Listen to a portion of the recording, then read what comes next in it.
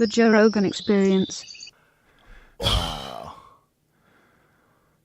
What is it like watching that now? Like, Yeah. thinking that planted a seed that Yeah, changed I'm your like- whole life. I'm like, well, first I thought, wasn't it a shadow? But that was before. And then I'm like, oh yeah. And then, then I was just in it. Then all of a sudden I was there. Then I was like, is Joe in it? Does he know what I'm talking about? And then and then as my brain started going, the movie kept bringing me in it.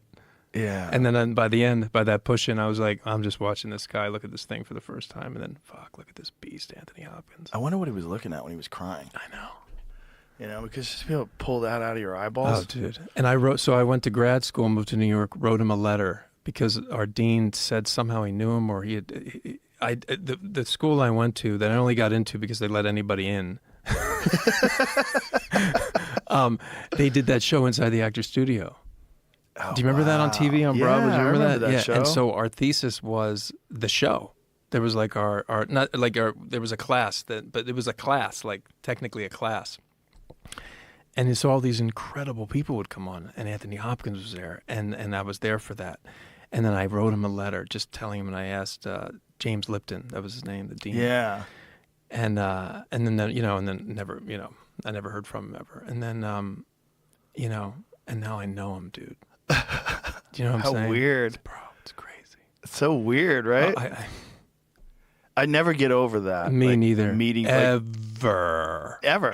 And there's some guys, I don't know if you feel this way too, but like there's some guys, like then they become your friends, but still, I still feel a little bit of like extra energy when I'm around them. Like it'll never go away. Right. Yeah, for sure. It's crazy.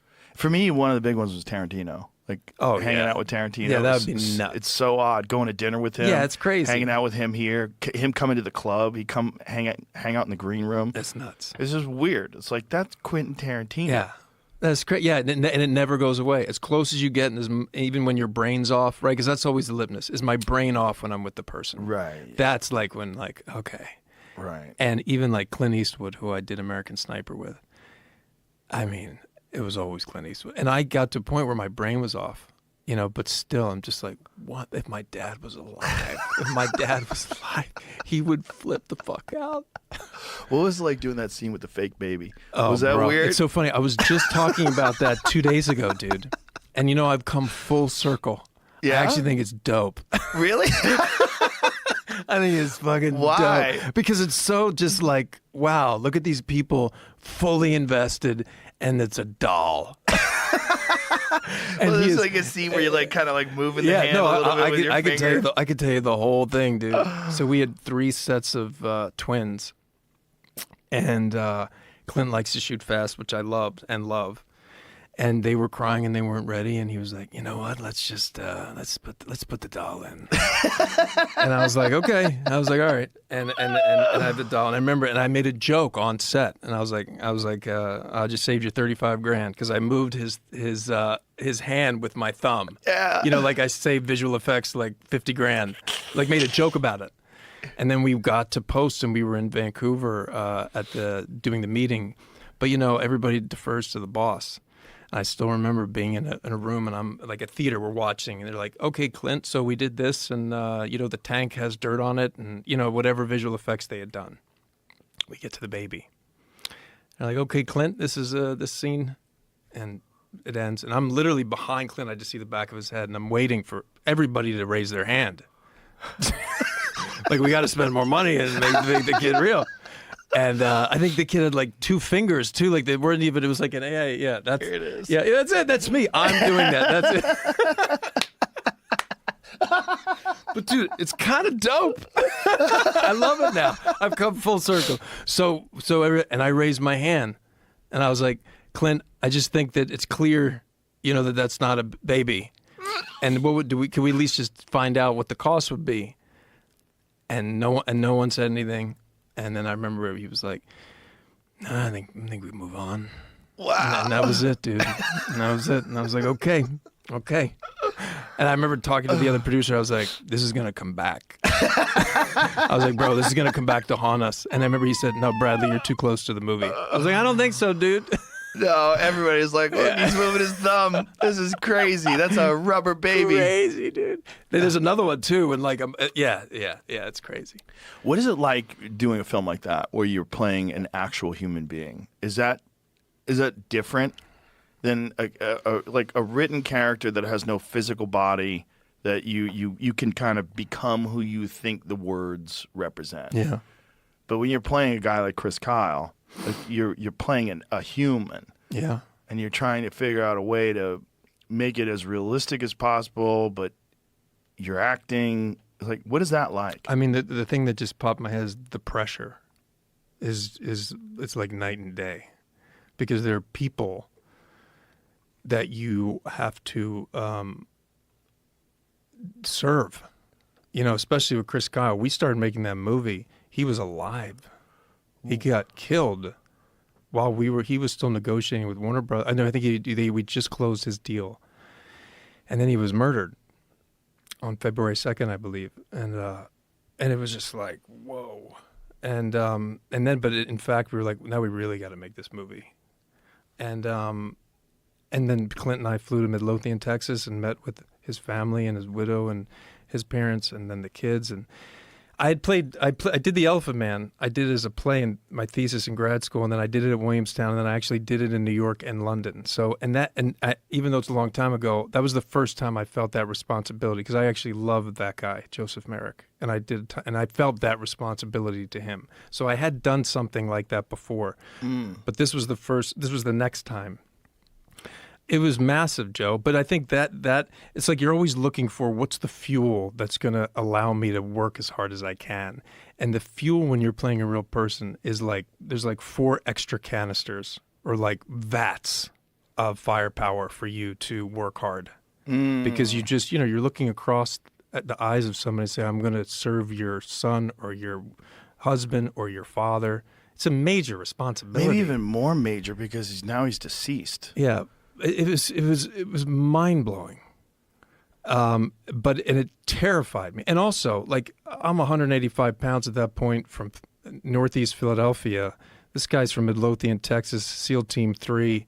It's like how, and the way Clint works, the way we did work. Kevin Lace, who was a SEAL Team 3 with Chris, was in the movie, played Dauber. Jacob Schicka was One Tribe, which is what I'm wearing. He was a Marine. Did you ever see American Sniper? Yes. Yeah, there's that scene where he goes to the hospital and there's all the guys that have been wounded. Jacob Schick is one of them.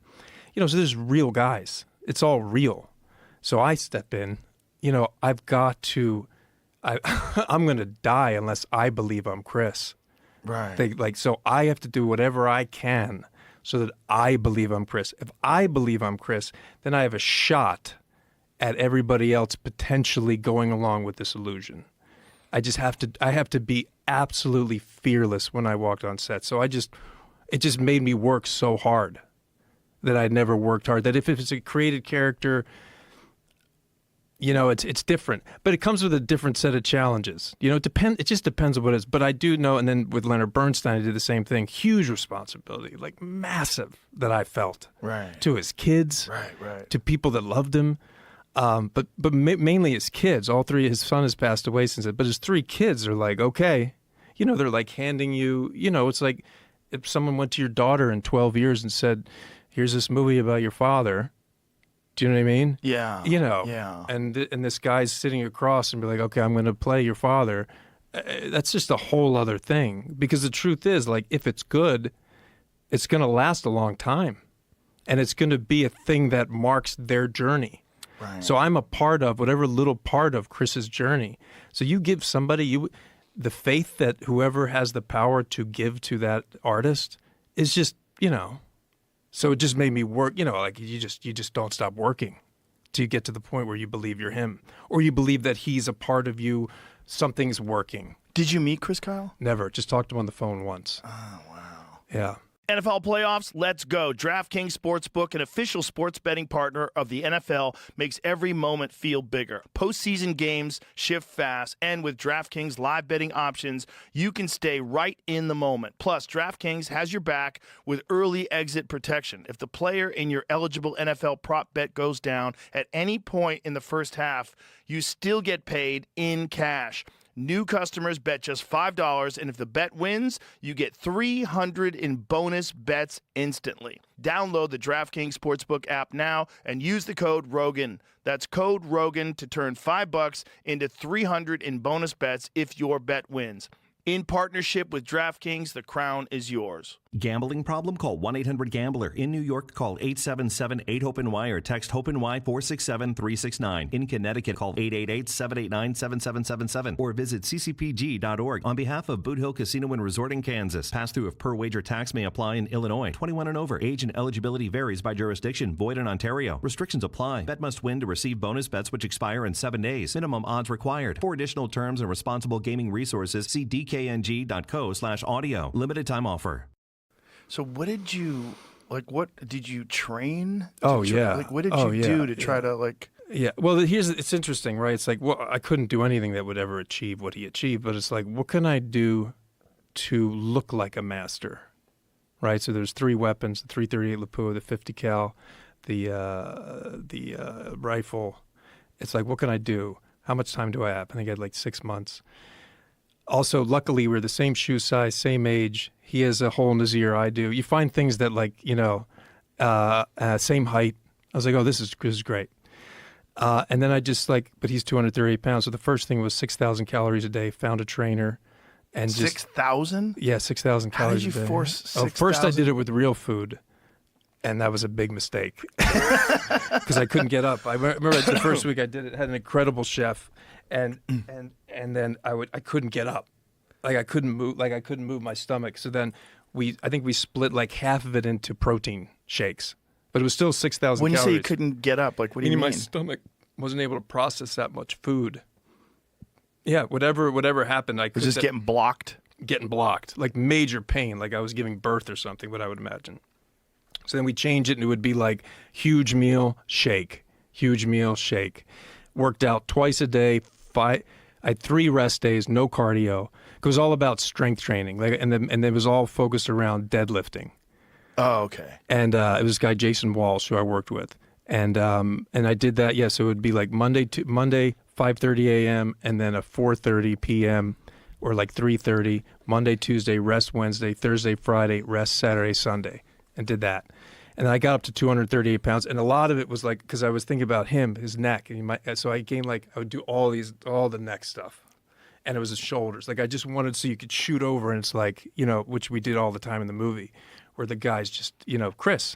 Yeah. How much weight did you gain? I went from 185 to 238. Whoa. Yeah, and all naturally, because cancer's in my family. I've had skin cancer, and like I'm terrified of anything. So I was like not going to do that. So, You take creatine or anything? I took creatine, yeah. Which, by the way, I just started again like 3 months ago. Oh, it's amazing. Dude, I'm on this push-up thread with a bunch of dads at my school, and we do 100 push-ups a day. And if we don't, you have to pay $10 into a pool. And then when we get to 800, we go to Chinatown, and I'll have a meal with the money. And then I started taking creatine like 2.5 months ago. And we just upped it to 150. I was like, this is, because I could only do, and we like YouTube the perfect push-up, which I didn't know, which is like a whole other world. And then now it's I mean, creatine's incredible. It's incredible for your brain as well. I know, I've heard you say that. Like, I can't tell that because I also take Zins all the time. So it's like, I don't know what's doing it. Yeah, me too. I do the same thing. Yeah, where was I on the Chris thing? You were talking about gaining weight. And Yeah. So then I worked with this, 238. and I worked with the guy who. So I was doing that in conjunction with learning about sniping, and working with Kevin Lace, this guy Dauber. We would go up to the Disney Ranch and work with like 600-yard head targets, prone, that I would just do all the time. And then once we cast the rest of the team, we did all this stuff. But really, Kevin Lace, this guy Dauber, was the guy because he was there. And he was there through the whole shooting just so everything would be real. And we just drilled it. We became a group. Like, we did the work. But it wasn't so much about like, I was like, I have this amount of time. Doing like SEAL boot camp will do nothing for me. Like, right. like that'll just give me the brain of like how hard this is and will I be broken. I've done this, not that I couldn't have, not maybe I would have been broken, but I felt like I do understand that. Like I've been through certain things where like I understand what it's like to push myself to beyond my breaking point and what that looks like and feels like. What I don't know is when I'm looking at a target and I have to factor in the, the curve of the earth. Like that's the stuff I want to learn. Yeah. So that's where I focused, was those 3 weapons, live rounds, gaining the weight. So I felt like I was. Here we go. We're back. That's like all of a sudden you're like, oh, you didn't take the drug? There's, you know what I'm saying? Yeah. Like, no, I'm not on it. And then so it was those two things in conjunction. The curve of the Earth is nuts. You have to think about that. It's crazy. Long distance shots. And then you the have fact to that these factor in guys the stayed curve up of the 24 Earth. hours would pee in there, never get up to pee, just pee right there, right in the room. I mean, I said no. And then, by the way, it's a human being. I mean, it's just, Yeah. forget it. And then just working with this guy, Tim Monick, on like his voice. To me, it's all, the voice is everything. It's all about the voice and like where he's from. And Chris was interesting because his accent started to change, because once he got out and then he did that, he did a couple of shows, he wrote that book, which is how I came across and then gave it to Clint. So he had an interesting accent that kind of changed a little bit. But yeah, just the voice, just hitting the voice. I would work this guy 5 days a week. And I had tons of stuff. I had so much information that Kyle had been so generous to give me. So many home videos, correspondence. I used to work out to his, which I just did the other day. It's so funny we're talking about this. I literally just did it 2 days ago. Worked out to his playlist. I had both of his workout playlists. Oh wow! And I blew up 2 huge posters, and one was him just like this, and one with his gun. And I would do that and look at him every morning. It was just like this beautiful ritual that I felt like I was with him every day. How long did you take to prepare? I'd have to look back. I think I did it fast, but I think we had about 6 months or 5 months. But like, full on, that's it, nothing else. I didn't have a kid back then. It was like, that was it. Yeah. Yeah. There's something very unique about someone doing a film about an actual person. Yeah. Like a great actor doing, like De Niro when he played Jake LaMotta in Raging Bull. Of course. Like that, that was one of the first, he became a different person. Yeah. Yeah, you have to. Yeah. You have to. There's like a merging of you and that, whatever that idea or the soul, whatever of the person. It sounds so hokey. I get it. But if you ask me what my memory is of making a sniper, like memory, like in scenes, it's not that like I was acting. It's just, that's not my memory. What is the memory? Of like, okay, now we're going to do this, and it's like me as him doing it. Wow. That's. Was that a mind fuck when you stop, when like the movie Well, the wraps? good thing is you do a Clint who takes the piss out of fucking everything. Oh, does he? So we would go to dinner at night, and I learned from Christian Bale in American Hustle, like he just stayed in, because I didn't understand this, stay in the character all the time. You hear these stories, but you don't know what the real is. Like, how does that work? You see a cell phone, do you like lose your mind? Like, how do you, what is it? How do you do it? And Bale, it's like, oh, I overthought it. Bale would just stay, played this character that's from New York in American Hustle.